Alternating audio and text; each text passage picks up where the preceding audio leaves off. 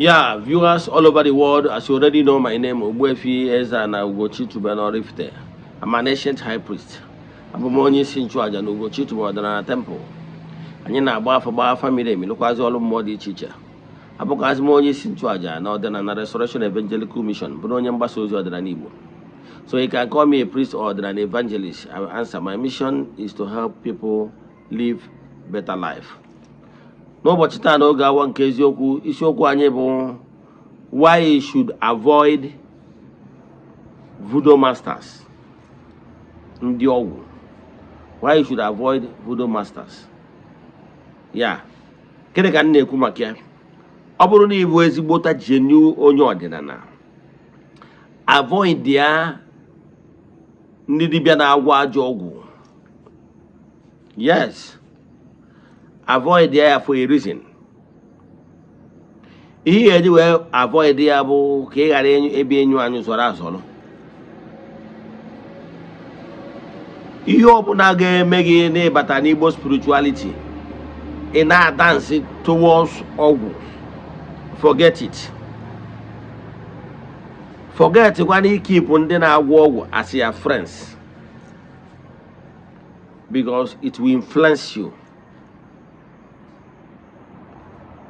Forget ya, ọ bụrụ na ị bụ onye mmụọ gị na-asụ ịgwọ ọgwụ, o nwere ihe ọbụla kwesịrị ka o jikọọ gị na onye ọbụla na-agwọ ọgwụ,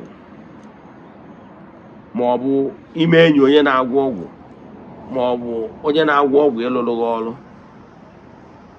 Ọ bụrụ na ọgwụ ka ị chọrọ ịgwọ, jekwuo onye na-agwọ ọgwụ. Nwere ihe jikọọ gị na dibịa mmiri ma ọ bụ dibịa aja. Mana achọrọ m ka ndụ oge ọdụ m na-adụ gị bụ avoid ya onye ọbụla dabere n'ajọ ọgwụ. Mma akọwara ụnụ etu esi agwọ ọgwụ, gwa gị ihe kpatara eji agwọ ọgwụ, gwa gị mmụọ eji agwọ ọgwụ, ka ị wee marụzie na ọ bụ ụdị ị chọrọ iso. Mana before we dive into today's lecture, important announcement. Abụ na bụ child of the temple, echefuna September 15th bụ annual festival. Atụrụ anya na onye ọbụla bụ child of the temple ga-participate na ya bụ festival.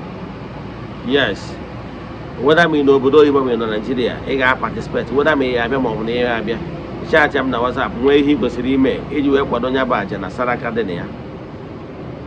Nke bụ abụ na ya na month of August. Our monthly ritual is still ongoing. You can join us at any point. Distance is never a barrier in all we do in the temple. This show to ejego na temple chụọ aja go for kubi okwu n'isi ndị sonyere anyị all over the world. The friends of the temple, children of the temple, members of Ordinary Restoration Evangelical Mission and Consecrated Group. Etu a ka esi eme ya till the last day of the month. Anyị ga-achụ aja wee chịkọta ya. So ndị sonye na ya bụ aja ga-enweta na their WhatsApp numbers only. I another show testimonies on social media. Maka na ọ bụrụ ihe anyị dị maka ebe. We started this group ritual over 4 years now. We have massive testimonies. Yes, believe in me. Yeah, but when you choose so like he get able a chat na WhatsApp. I want God other details we need from you. Then if all the 3 prayer requests, I get them an altar. Then make token donation to the account number. The chat is them na WhatsApp. I want God other details we need from you in order to book you. WhatsApp number move in the screen giga 0805 7837 672. Let's proceed. Why you should avoid a voodoo master.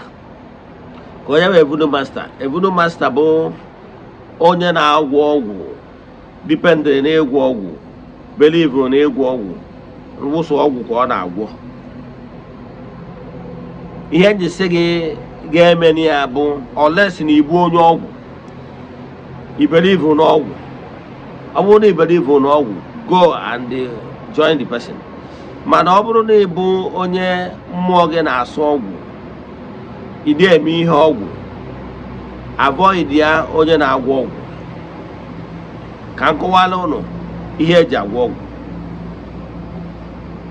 Onye na-agwọ ọgwụ bụ mma amara ụfọdụ atụ ka i wee ghọta ihe m na-ekwu. Ọtụtụ ndị dibịa na-agwọ ọgwụ na-eji ime abalị wee na-agwọ ọgwụ. O nwere ndị dibịa ihe eje na befa ime abalị ka eji ebido ịgwọ ọgwụ. Ọ na-akụ ihe dịka ebe 9-10 listen ebido kwadobe gbasara ịgwọ ọgwụ. O nwere ike ime abalị obido.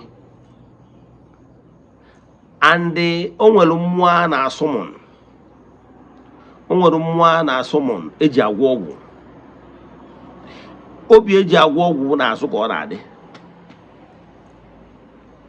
Onye na-agwọ ọgwụ ga-enwerịrị obi maka na ihe ọ chọrọ ịgwọ n'ọgwụ, ọ chọrọ ime onye bụ ozi ya na-atụ. Ihe ọ chọrọ ịgwọ ọgwụ wụ destroy ka ọ na-eme.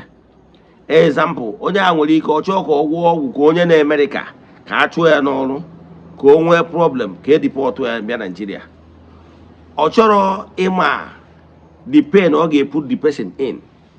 Ọ chọrọkwana ime pain ọ ga-eput ezinụlọ ya tara afụ wee send ya nwa ha obodo oyibo. Mana ihe ọma bụ ime the wish of onye a gwara ya gwọ onye bụ ọgwụ. So obi ebere mmadụ agha emie ọ na-agwọ dị ọgwụ ọsọmụnụ ndị ajọ mmụọ. Ajọ nka nkụwara maka na o nwere ike odoro n'anya. Abịa na mmụọ, in the world of spirit, e nwere ezigbo mmụọ nwa ajọ mmụọ. Yes. Ọ bụrụ na ị chọrọ ịrụ ọrụ dị mma, ọrụ ihe aṅụrị, ọrụ favor, ọrụ natural ọrụ dị mma, ọ ga-abụrịrị ọrụ a na-alụ out of love. Ọ dị abụ ndị anjelu nke Chukwu ndị na-arụ ọrụ dị mma ka a ga-asọ mmụọ ha eje weta ihe ọma. Ntị ọ dị. Yes. Mana achọ ịrụ ọrụ ọjọọ, ọkwa demons, ndị nghasa. Onye agbatara ụfọdụ na-agwọ ọgwụ. O nwere ụfọdụ ihe ndị ị ga-afọ ọ ga-etisi n'ime. O nwere ụdị ọgwụ ọ ya na-agwọ. Achọrọ m iji mara gị atụ maka na ịbụrụ dibịa, mana ọ ka nye gị hint. O nwere ụdị ọgwụ ọ ya na-agwọ. Ọ chọọ ka onye a ka a kụọ ya ịga. O jee ebe a na-ere ihe spiritual material gote ihe a na-akpọ ịga. O nwere small ịga. Yes, ị nwere ike ịgwara idea. Ịga ya abalị ya, o ji akụ ịga. Onye ahụ ọ chọrọ ime ihe ọ kụọ ya ịga. Ọ ya enwe ụfọdụ ma ask ma scissors, ụmụ dangerous ma cutlass. Ihe niile abụ ihe ọ ga-eti n'ime ya wee zipụzie ndị mmụọ ọjọọ ndị ga-eji those things wee tinye ha n'ọrụ n'isi onye a chọrọ ihipotonize, because ya na-achọ ka ehipotonize onye a.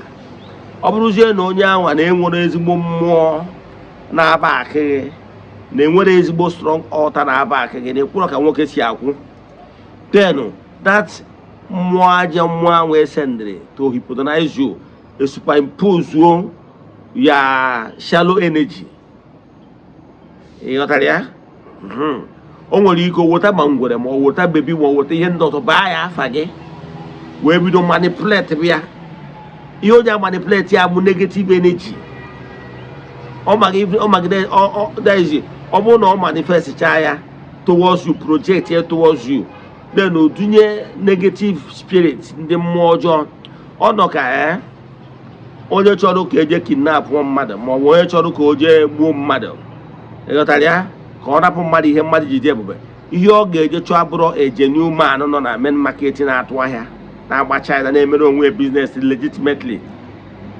Ọ ga-eje chọọ men of underworld. Ọ ga-eje chọọ ndị ọjọọ. Ọtụta ndị ọjọọ ha ga-eje lụọ ọrụ ọjọọ a. Ị ghọtara ya? Etu a ka o si dị na mmụọ. Achọrọ ka m penti obere picture ka ị ghọta ya. Now, ọ bụ onye a na-arụ ọrụ ọjọọ na-amanye na-asọmọnụ ndị ọjọọ, ya na ndị ọjọọ na-ama ya aka na-erikọ ihe. Ịma na ndị onwego bad people, bad spirits ya na ha na-eje ọrụ. Ọ na-asọmọnụ eje ọrụ. Ọha ga-eje lụọ ọrụ eje kpọkuo ndị anjelu nke Chukwu, ndị anjelu nke Chukwu anya ya ntị. Ịmụrụ na from day one ka mmadụ na-edecide ụwa ọ chọrọ iso. Ị ghọtara ya? Ị bụrụ onye ọrụ from day one, you cannot serve two masters at the same time. It's either you serve the beings from the light region or you serve the beings from the dark region. Ọ dịrọ possible. N'ụwa mmadụ o nwere ike unu eche na ọ dịrọ possible. It's either you are working with the demonic powers or you are working with beings from the light region. There's no two ways about it. So, mana ihe njikọba ihe because na ọtụtụ n'ime unu enwere ihe a na-akpọ spirit of discernment. Asọkwa nke chọọ n'ọnwụ ka ị chọrọ ịgwọ ma ọ bụ na ị chọrọ itinye aka n'ihe ọjọọ, ihe egbutere n'ọja gịnị ime n'ọnụ gị. Mana I can tell you look back na ya village jụọ ese ọtụtụ ndị mmadụ ndị nna ha kparịa kere aja ike gwa ajọ ọgwụ tie ajọ mmọnwụ etu mgburu ha dị. Yes. Then ọ ya ka anyị sị gị maka na ọ bụrụ na nnukwu nna gị gwọrọ ajọ ọgwụ gaa aja ike gị nwa bụ nwa ya wee tonitekwa banyekwa n'ụkọ ọgwụ kewekwa aja ike, you will inherit the consequences of what your forefathers did. Ntị ọ dị. Mana ọ bụrụ na nnukwu nna gị ma ọ bụ na inwe foundational problem nnukwu nna gị gwa ajọ ọgwụ gaa aja ike gị nwa tonitesi mba na agaghị m eso ụzọ ndị nna nna m ha soro, agaghị m etinye aka n'ịgwọ ajọ ọgwụ, agaghị m etinye aka n'ike aja ike, kama ka ntinye aka n'ịchụ aja na ịpasifai ụmụ mmụọ n'iso ụzọ na-eduba na ndụ.